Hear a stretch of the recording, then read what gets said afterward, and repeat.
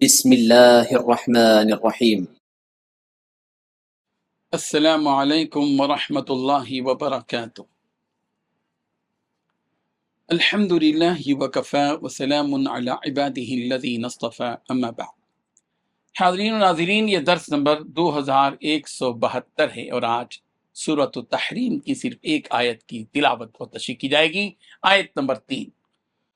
اعوذ باللہ من الشیطان الرجیم،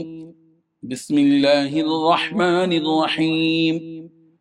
وَإِذْ أَسَرَّ النَّبِيُّ إِلَى بَعْضِ أَزْوَاجِهِ حَدِيثًا فَلَمَّا نَبَّأَتْ بِهِ وَأَظْهَرَهُ اللَّهُ عَلَيْهِ عَرَّفَ بَعْضَهُ وَأَعْرَضَ عَنْ بَعْضٍ فَلَمَّا نَبَّأَهَا بِهِ قالت من أنبأك هذا قال نبأني العليم الخبير صدق اللہ العظیم۔ لفظی ترجمہ یوں ہے، وَإِذْ اور جب اسرّا چھپا کر کہی، النبی نبی نے، الی بعض ازواجہ اپنی بعض بیویوں سے، حدیثاً ایک بات، فلما پھر جب نبات اس نے خبر دی بھی اس کی، وَأَظْهَرَهُ اللَّهُ اور ظاہر کر دیا اس کو اللہ نے، علیہ اس پر، عرفا تو اس نے بتلا دی، بعدہ کچھ اس میں سے، وَآرَضَ اور اعراض کیا عن بعض کچھ سے، فلما پھر جب نباہا اس نے خبر دی اس کو بھی اس کی، قالت تو اس نے کہا، من انبأک کس نے آپ کو خبر دی ہے، ھذا اس کی، قال فرمایا، نبأنی العلیم الخبیر مجھے خبر دی ہے علیم و خبیر نے۔ ترجمہ یوں ہے، اور یاد کرو جب نبی نے اپنی کسی بیوی سے راز کے طور پر ایک بات کہی تھی،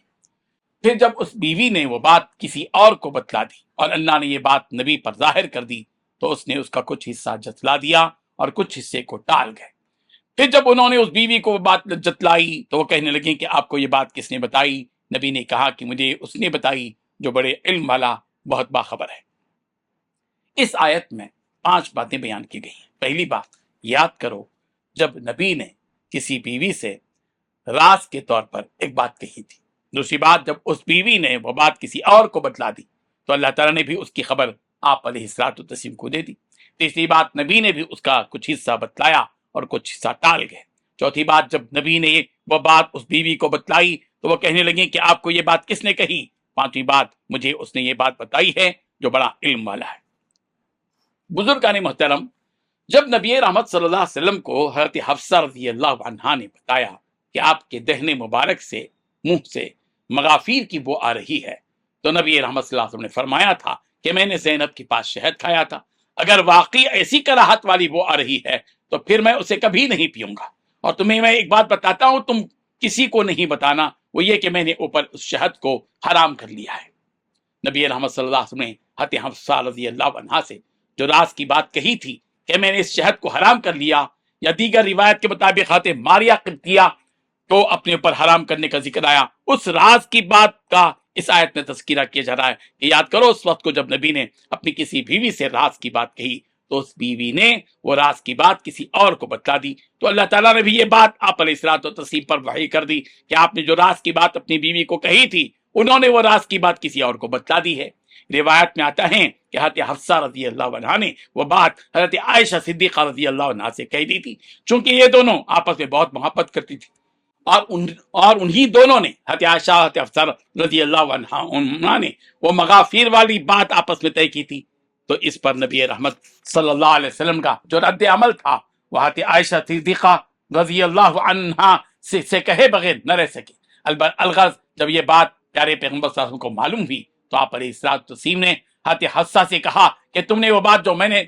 تمہیں بطور راز کہی تھی فلاں کو بتلا دی۔ جب نبی رحمت صلی اللہ علیہ وسلم نے یہ بات حضرت حفصہ سے کہی تو وہ ہمارے حیرت کی کہنے لگیں، یہ بات تو میرے اور عائشہ کے بیچ تھی، مگر آپ کو کس نے بتلائی؟ نبی رحمت صلی اللہ علیہ وسلم نے فرمایا کہ مجھے یہ بات اس ذات نے بتلائی جو بڑا جاننے والا اور ہر بات سے باخبر ہے۔ حالانکہ اللہ تبارک و تعالیٰ نے آپ علیہ الصلوۃ والتسلیم کو پورے واقعے کی خبر دے دی کہ ان دونوں نے کیا کیا کہا تھا اور آپس میں کیا سرگوشیاں کی تھیں، لیکن نبی رحمت صلی اللہ علیہ وسلم نے اسی راز کو افشا کرنے والی بات کو ان سے کہی تاکہ انہیں شرمندگی نہ ہو۔ چونکہ حضرت حفصہ رضی اللہ عنہ نے نبی رحمت صلی اللہ علیہ وسلم کا راز حضرت عائشہ صدیقہ رضی اللہ عنہ سے بیان کر دیا، اور چونکہ ان دونوں امہات نے ہی وہ مغافیر والی سرگوشی کی تھی، تو حضرت حفصہ رضی اللہ عنہ نے نبی رحمت صلی اللہ علیہ وسلم کا قصہ جب حضرت عائشہ صدیقہ سے بیان کیا تو ان دونوں کو یہ بات اچھی لگی کہ ان کی سرگوشی کامیاب ہوئی، اور یہ سب کچھ ان دونوں نے ایک بیوی ہونے کے اعتبار سے اپنے سوکن کے لیے جو طبعی غیرت ہوتی ہے بس اسی غیرت کی وجہ سے کیا تھا، ورنہ اس میں ان کی دوسری کوئی غلط منشا نہیں تھی۔ لیکن چونکہ یہ طریقہ غلط تھا، اسی لیے اللہ تبارک و تعالیٰ انہیں اس پر توبہ کرنے کا اللہ نے حکم دیا، جس کا ذکر اگلی آیت آ رہا ہے۔ اللہ تبارک و تعالیٰ ان واقعات کو درست طریقے سے سمجھنے کی توفیق عطا فرمائے۔ آمین۔ وآخر دعوانا ان الحمد للہ رب العالمین۔